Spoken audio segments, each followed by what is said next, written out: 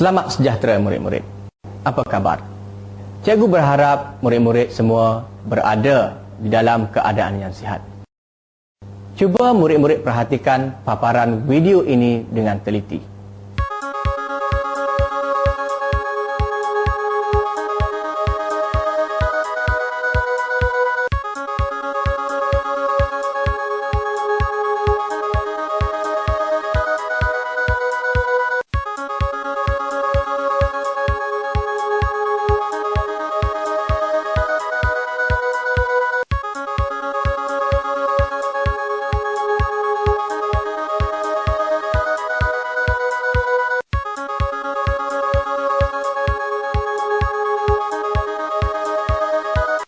Inilah yang dikatakan persaingan di antara hidupan. Persaingan merupakan satu bentuk interaksi yang melibatkan dua atau lebih hidupan. Persaingan berlaku di antara haiwan dan tumbuhan yang tinggal di dalam habitat yang sama. Persaingan berlaku apabila tumbuhan atau haiwan memerlukan keperluan hidup yang sama seperti makanan, air dan habitat. Namun, keperluan tersebut terhad. Ini menyebabkan mereka terpaksa bersaing sesama sendiri untuk keperluan diri sendiri. Persaingan terbahagi kepada dua kumpulan, iaitu persaingan sesama haiwan dan sesama tumbuhan. Persaingan sesama haiwan. Persaingan sesama haiwan boleh berlaku ke atas haiwan yang sama jenis ataupun berbeza jenis.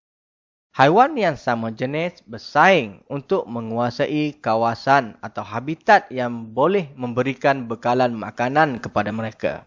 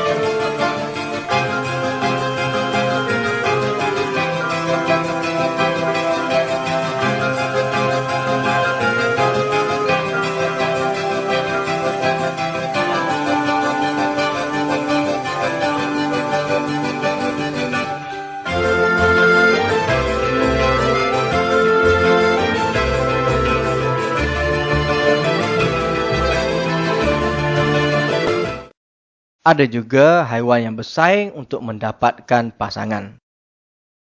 Contohnya, kambing gurun bersaing sesama sendiri untuk mendapatkan pasangan. Manakala persaingan di antara haiwan yang berlainan jenis berlaku kerana perebutan sumber makanan yang sama. Contohnya, seekor harimau berjaya bersaing dengan sekumpulan serigala untuk mendapatkan makanan yang berupa daging haiwan lain.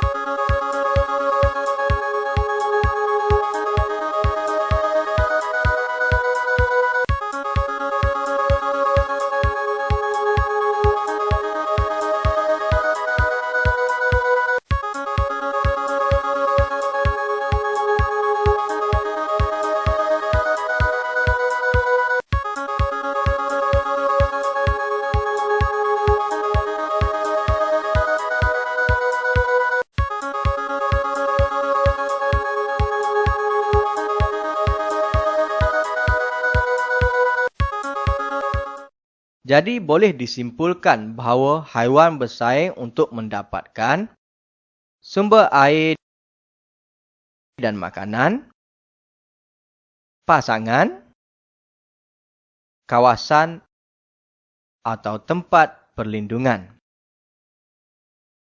Persaingan sesama tumbuhan. Persaingan sesama tumbuhan berlaku kerana keperluan sinaran matahari, air, nutrien dan ruang yang tidak mencukupi.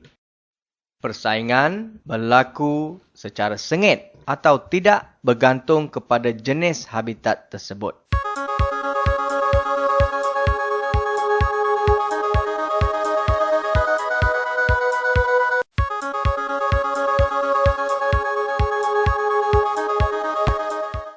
Sebagai contoh, persaingan tumbuh-tumbuhan di kawasan hutan adalah lebih sengit berbanding yang berlaku di kawasan padat.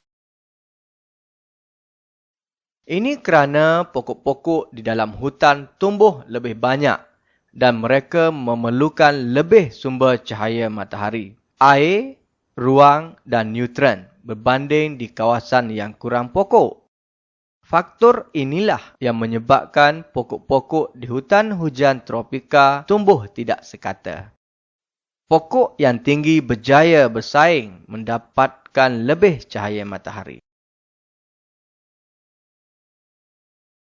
Pokok yang kalah dalam persaingan akan terbantut atau mati. Mari kita kaji biji benih di dalam dua pasu ini. Pasu X disemai dengan 3 biji benih, manakala pasu Y disemai dengan 8 biji benih. Kedua-dua pasu disiram tiap hari dengan kuantiti air yang sama. Apakah yang dapat anda perhatikan selepas seminggu? Biji benih di dalam pasu X akan tumbuh lebih besar dan sihat berbanding biji benih dalam pasu Y. Ini kerana bilangan biji benihnya yang lebih sedikit menyebabkan kurang persaingan. Biji benih dalam pasu Y lebih kecil kerana persaingan lebih sengit di dalam ruang yang terhad. Diharap murid-murid dapat mencuba eksperimen ini di sekolah maupun di rumah agar lebih memahami topik ini. Akhir kata, sehingga kita berjumpa lagi, selamat maju jaya.